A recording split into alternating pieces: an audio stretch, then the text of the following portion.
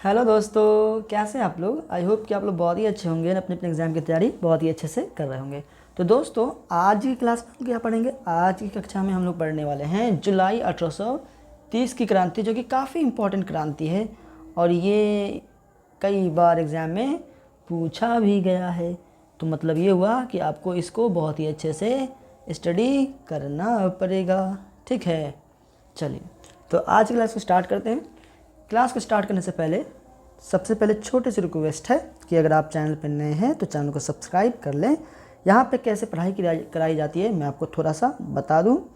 इससे पहले क्लास में हम लोग मैजनी और नेपोलियंस और मेटरनिक के बारे में पढ़े थे। आज हम लोग जुलाई 1830 की क्रांति के बारे में पढ़ेंगे। सबसे पहले आपको चैप्टर नोट्स पढ़ाया जाएगा। जो चैप्टर में जितना भी पढ़ना है हमें चैप्टर नोट्स पढ़ना है। चैप्टर नोट्स पढ़ने के बाद इस चैप्टर में एग्ज़ाम में जितने भी इम्पोर्टेंस ऑब्जेक्टिव पूछे गए हैं उस ऑब्जेक्टिव की तैयारी कराई जाएगी आपको। उसके बाद ऑब्जेक्टिव होने के बाद इस चैप्टर से रिगार्डिंग जितने भी शॉर्ट क्वेश्चन 2 मार्क का क्वेश्चन पूछा गया, 2 नंबर का क्वेश्चन पूछा गया है, उसकी तैयारी कराई जाएगी आपको। उसके बाद ये ख़त्म होने के बाद उसके बाद आपको लॉन्ग क्वेश्चन की तैयारी कराई जाएगी, जो कि 5 मार्क में पूछे जाते हैं। बात समझ में आया। तो इस तरह से यहाँ पे आपको स्टडी कराई जाती है। हर चीज़ में, साइंस में ऐसे ही पढ़ाया जाता है, एसएसटी को भी ऐसे ही पढ़ाया जाता है, मैथ को भी ऐसे ही पढ़ाया जाता है। हर चैप्टर हर सब्जेक्ट को आपको इसी तरह पढ़ाया जाता है। समझाइए। तो मतलब ये हुआ कि अगर अच्छे से पढ़ना चाहते हैं तो चैनल को सब्सक्राइब करके रखें, ताकि मैं वीडियो अपलोड करूँगा तो उसका नोटिफिकेशन आपको मिल जाएगा। चलिए तो जुलाई 1830 की क्रांति को समझते हैं। देखिए, सबसे पहले बात करते हैं, थोड़ा सा आपको पिछला क्लास को अटेंड कर लेना चाहिए ताकि थोड़ा सा बात अब यहाँ पे समझ में आएगा नेपोलियन और मेटरनिक के बारे में। अगर वो पढ़ना चाहते हैं वो क्लास को, तो वीडियो का लिंक जो है वो डिस्क्रिप्शन में रख दिए हैं। अगर वहाँ ना मिले तो प्लेलिस्ट में जाके जरूर देख लें, क्योंकि पिछला क्लास को अटेंड जरूर कीजिएगा। ठीक है, चलिए तो सबसे पहले हम बात करें यहाँ पे जुलाई 1830 की क्रांति के कारण क्या थे, क्या क्या मसला है, इसको पहले समझते। थोड़ा सा मैं ये चेंज कर लेता हूँ। ठीक है, चलिए देखिए, जुलाई 1830 की क्रांति कब हुआ था शुरू? फ्रांस में हुआ था। 1830 की क्रांति जो हुआ था वो फ्रांस से शुरू हुआ था। फ्रांस, ये चीज़ याद रखिएगा, कहाँ से शुरू हुआ था? फ्रांस से। आपको ऑब्जेक्टिव में पूछा जा सकता है कि 1830 की क्रांति जो था वो कहाँ से आरंभ हुआ था, तो फ्रांस से आरंभ हुआ था। उसके बाद जुलाई 1830 में नियमों के अनुसार शासन के खिलाफ फ्रांस में क्रांति का जलवा भड़क उठा। कुछ नियमों के खिलाफ जो वहाँ के शासक थे वो नियम कुछ गलत लगा दिए गए थे, तो उस नियम के खिलाफ 1830 में क्रांति हुई थी, जो कि जुलाई महीने में हुई थी, इसलिए जुलाई 1830 की क्रांति के नाम से हम लोग जानते हैं। अब यहाँ बात करते हैं, नेपोलियन के हार के बाद ब्रो राजवंश के लुई 18वीं को फ्रांस का राजगद्दी सौंपी गई थी। जब नेपोलियन हार गया था वाटरलू युद्ध में और वो पकड़ा गया था, तो उसके बाद ब्रो वंश आए, ब्रो वंश को फ्रांस की राजगद्दी सौंपी गई, क्योंकि फ्रांस में पहले किसका कब्जा था? नेपोलियन का। नेपोलियन हार गया, नेपोलियन वाटरलू युद्ध हारा। अब ये वाटरलू युद्ध क्या है वो आपको पिछले, हम क्या बोले, आपको पिछली कक्षा थोड़ा सा आपको पढ़ना पड़ेगा, तब आपको यहाँ पे समझ में आएगा। ठीक है, तो नेपोलियन हार गया, और जब नेपोलियन हारा तो ब्रो वंश के राजा, ब्रो वंश के लुई 18वीं को फ्रांस का राजगद्दी सौंपी गई थी। किसको? लुई 18वीं को फ्रांस की राजगद्दी सौंपी गई थी। उसके बाद लुई ने 2 जून 1814 को क्रांतिकारी के दौरान हुए नुकसान को कानूनी तौर पर उसे ठीक करने की घोषणा की, जो 1848 तक फ्रांस में चलते रहे। मतलब जब लुई 18वीं क्या हुआ था, फ्रांस का राजा बना, राजगद्दी सौंपा गया था उसको, तब उसने क्या किया कि 1814 से लेकर के 1848 तक फ्रांस को ठीक करने का प्रयास किया और वो घोषणा कर दी। 1824 में उसकी मृत्यु होने के बाद फ्रांस की राजगद्दी चार्ल्स दशम को मिल गई। कुछ दुर्घटनापूर्वक, कुछ कारणवश लुई 18वीं को क्या होता है, लुई 18वीं की मृत्यु हो जाती है। किसकी? लुई 18वीं की, ये चीज़ याद रखिएगा। ठीक, लुई 18वीं की मृत्यु हो जाती है। मृत्यु होने के बाद चार्ल्स दशम को राजगद्दी सौंपा जाता है। चार्ल्स दशम को राजगद्दी सौंप दिया जाता है। थोड़ा कलर मैं चूज करके ले लेता हूँ ताकि आपको समझाने के लिए कुछ जो इंपॉर्टेंस है उसे मैं थोड़ा सा इंडिकेट कर देता हूँ ताकि आपको अच्छे से समझ में आ जाए। ठीक, किसको सौंपा गया था? चार्ल्स दशम को, ये चीज़ याद रखिएगा। अब इसकी मृत्यु कब हुई थी? लुई 18वीं को 1824 ईस्वी में, ये चीज़ याद रखिएगा। ठीक है, चलिए तो अब राजगद्दी किसको मिल गया? चार्ल्स दशम को। लुई फिलिप तो क्या किया था 1814 से लेकर के और 1848 तक के लिए नियम के कानूनी के आधार पर, कानूनी तौर पर क्या किया था, फ्रांस को सुधार करने का घोषणा कर दिया था। लेकिन अब तो ये बीच में मर गया, तो चार्ल्स दशम आ गया। तो अब चार्ल्स दशम क्या करेगा उसके बारे में देखते हैं। चार्ल्स दशम बेचारा करेगा क्या, ये बंदा देखते हैं कैसा है। वह एक निरंकुश शासक था। निरंकुश का मतलब होता है घोर प्रतिक्रियावादी, कोई भी विकास न करने वाला, सिर्फ राज करने वाला ये शासन था। ये चीज़ याद रखिए, शासक था, सिर्फ राज करता था, ठीक है। जो किसी भी कानून को सही ढंग से नहीं मानता था, वह कानूनी तौर पर राजा के रूप में शासन करने को तैयार नहीं था। मतलब जो कानून कहता था जिस तरह काम करने का, वो इसे शौक नहीं था, वैसा काम करने का इसे कोई भी इंटरेस्टेड, कोई भी दिलचस्पी नहीं थी, वो अपना मन का राजा था। उसका कहना था कि मैं अंग्रेजी राजा की तरह शासन करने से अपेक्षा लकड़ी काटना पसंद करूंगा। बड़ा घमंडी इंसान था, वो काम करना नहीं चाहता था और वो चाहता था कि मैं ऐसे राजा, मतलब मेरी मर्जी के हिसाब से अगर मैं राज करूंगा तो ठीक, नहीं तो मैं लकड़ी काटना पसंद करूंगा। ये ऐसा बात बोलता है, बताओ यार क्या बात है। उसने कानूनी कथा कि उसने कुलीन और पादरियों को खास अधिकार दिया, चर्च को शक्ति प्रदान कर दिया। ये तो गलत है। देश में जो भी लोग होते हैं सभी का अधिकार एक समान दिया जाता है, लेकिन यहाँ पे क्या किया, सबसे पहले गलत काम कर दिया। कुलीन जो थे, कुलीन वर्ग के जो लोग थे और पादरियों वर्ग के जो लोग थे, उसे खास अधिकार दिया गया, बाकी गया तेल बेचे, मतलब बाकी गया भाड़ में। ऐसा तो गलत बात है।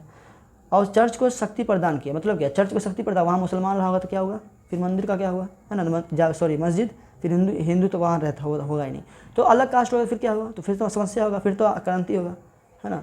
उदारवादियों को अपने ताकत से शांत किया। जो उदारवादी थे, जो कुलीन और पादरी नहीं थे, जो अदर कास्ट के बंदे थे, उसको अपने शक्ति की बदौलत क्या कर दिया, शांत कर दिया। अगर क्रांति किया तो नागरिक स्वतंत्रता को नष्ट कर दिया गया था और प्रेस और भाषण पर रोक लगा दिया गया था। लो, नागरिक स्वतंत्रता मतलब जो लोग थे, लोगों की आज़ादी छीन लिया गया था।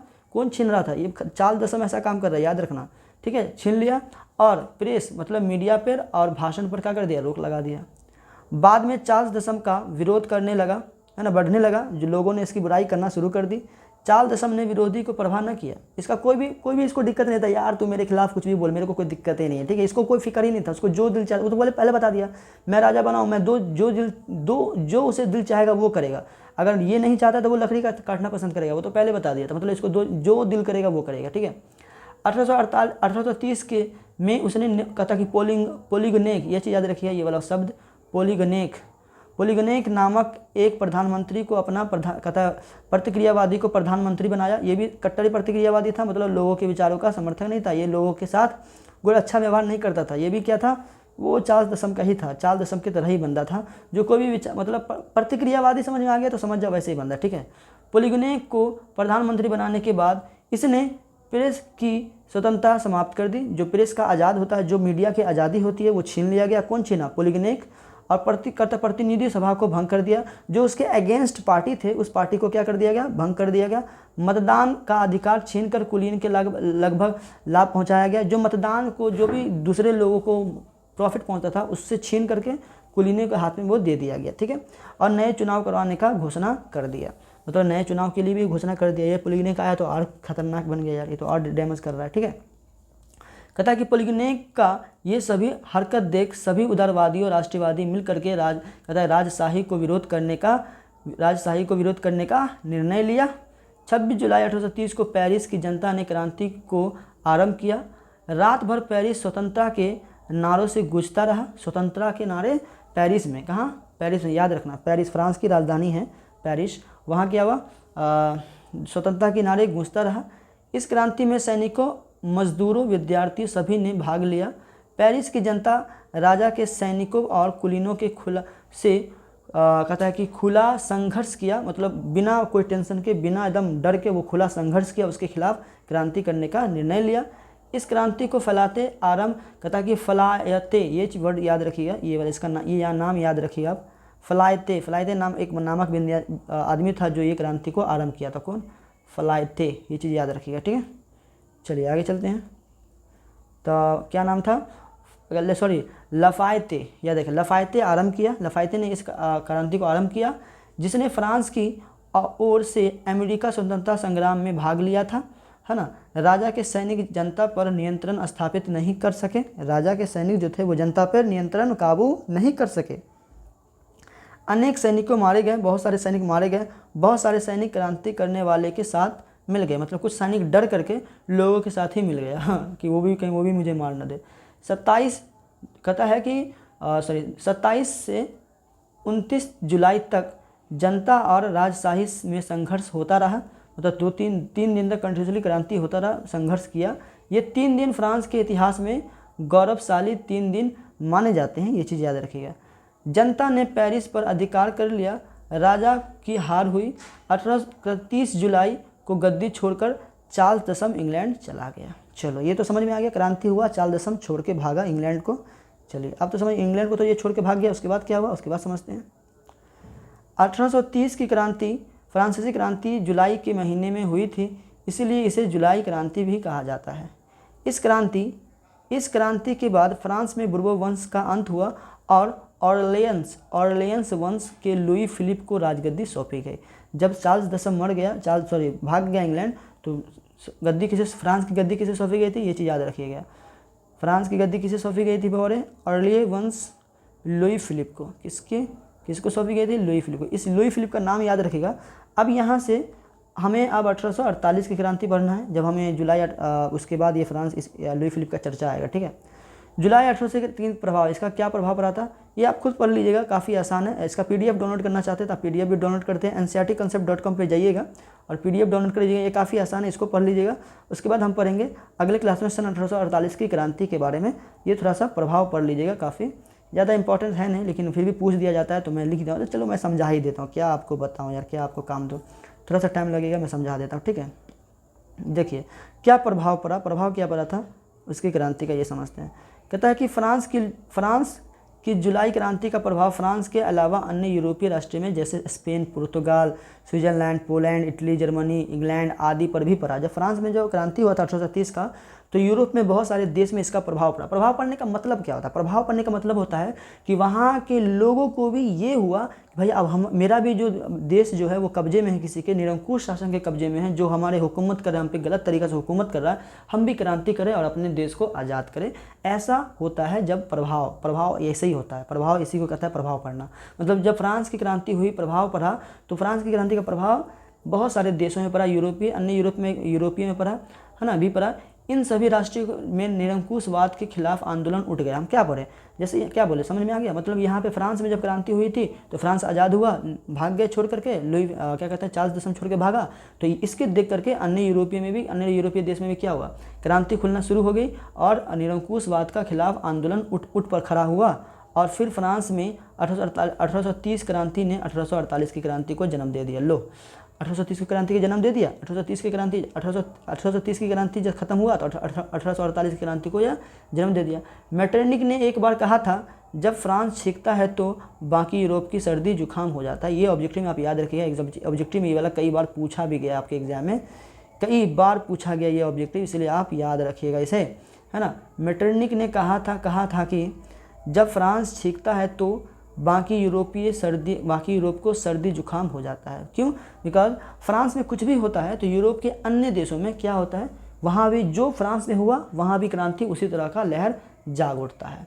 मेटरनिक की इस युक्ति को 1830 की फ्रांसीसी क्रांति ने सिद्ध कर दिया था कि जब यहाँ पे लहर जागी थी आज़ादी की, जब निरंकुश शासन को ख़त्म किया गया था, तो इसके देखकर इस देश को देख करके, फ्रांस को देख करके यूरोप में अन्य देशों में भी क्या हुआ, जो निरंकुश शासक थे, जो कट्टरवादी प्रतिक्रियावादी शासक थे, जो लोगों पे जुल्म कर रहे थे, दूसरे देश में भी क्या हुआ, क्रांति होना शुरू हो गया और उसे भगाने के लिए प्लानिंग करना शुरू कर दिया। ये हुआ फ्रांस की वजह से, फ्रांस में ऐसा क्रांति हुआ था तो दूसरे देशों में भी क्रांति होना शुरू हो गया। तो इसीलिए बोला गया था कि मेटरनिक ने कहा था कि जब फ्रांस छींकता है तो बाकी यूरोपीय को सर्दी जुकाम हो जाता है, यूरोपीय देशों में सर्दी जुकाम हो जाता है। ये चीज़ आप याद रखिएगा। तो भाई 1830 की क्रांति किसको जन्म दे दिया? 1848 की क्रांति। अब 1848 की क्रांति जो है वो अगली क्लास में हम लोग पढ़ेंगे। आज के लिए इतना ही, फिर मिलते हैं अगली क्लास में। अभी तक चैनल पर नए थे तो चैनल को सब्सक्राइब जरूर कर लेना, ताकि मैं अगला वीडियो अपलोड करूँगा तो उसका नोटिफिकेशन सबसे पहले आपको मिले। मैं आपको बता दूँ, यहाँ पे बहुत ही अच्छे तरीके से, बहुत ही बेहतरीन तरीके से सबसे पहले आपको चैप्टर पढ़ाया जाता है। चैप्टर पढ़ाने के बाद आपको पहले बता दिया ऑब्जेक्टिव की तैयारी कराई जाती है, उसके बाद शॉर्ट क्वेश्चन, उसके बाद लॉन्ग क्वेश्चन की तैयारी बहुत ही अच्छे से तैयारी कराई जाती है।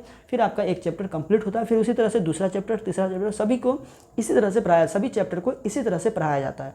तो प्लीज़ चैनल को सब्सक्राइब कर ले, ताकि मैं अगला वीडियो अपलोड करूँगा तो मैं बार बार कराऊँ, उसका नोटिफिकेशन आपको मिलेगा। आप वीडियो देखिएगा, आपका एग्जाम की तैयारी बहुत ही अच्छे से हो जाएगी, गारंटी मेरी है।